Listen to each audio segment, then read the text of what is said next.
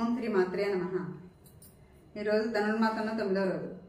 ఎప్పట్లాగానే గోదాదేవి తెల్లవారుజామునే నిద్రలేచి తన జలగత్తెలతో కలిసి శ్రీరంగనాథుని ప్రార్థిస్తూ ఇంకా నిద్రలేవని జలగత్తెని లేపుతోంది. మనం ఇప్పుడు ఆ పాత్రాన్ని చెప్పుకుందాం.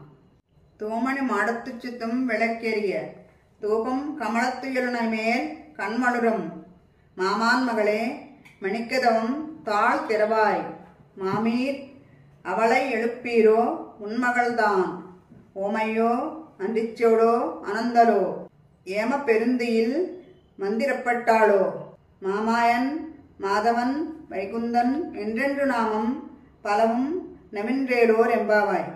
ఇప్పుడు ఈ పాత్రానికి మనం తెలుగులో భావం చెప్పుకుందాం.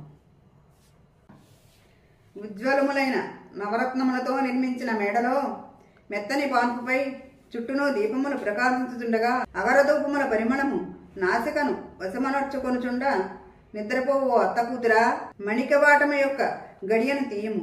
ఓ అత్త, నీవైనా ఆమెను లేపుము. నీ కుమార్తె మొగదా, లేక చెవిటిదా, లేక మందకోడి మనిషియా? ఎవరైనా నీవు కదలనచో మేము సమ్మతింపమని కాపలా ఉన్నారా, లేక మొద్దు నిద్ర ఆవేశించినట్లు ఎవరైనా మంత్రం వేసినారా? మహామాయావి, మాధవ, వైకుంఠవాస అని అనేకములైన భగవన్నామములను కీర్తించి ఆమెను మేలుకొన్నట్లు చేయము అని భావము. ఈ పాత్రలో గోదాదేవి ఇంకా నిద్రలేవని తన జలగత్తెని నిద్రలేచేలా చేయమని శ్రీరంగనాథుని ప్రార్థిస్తూ కీర్తించుతున్నది. రేపు 10వ పాత్రను చెప్పుకుందాం. ఓం శ్రీమత్యే గోదాదేవి నమః. ఓం నమో నారాయణాయ.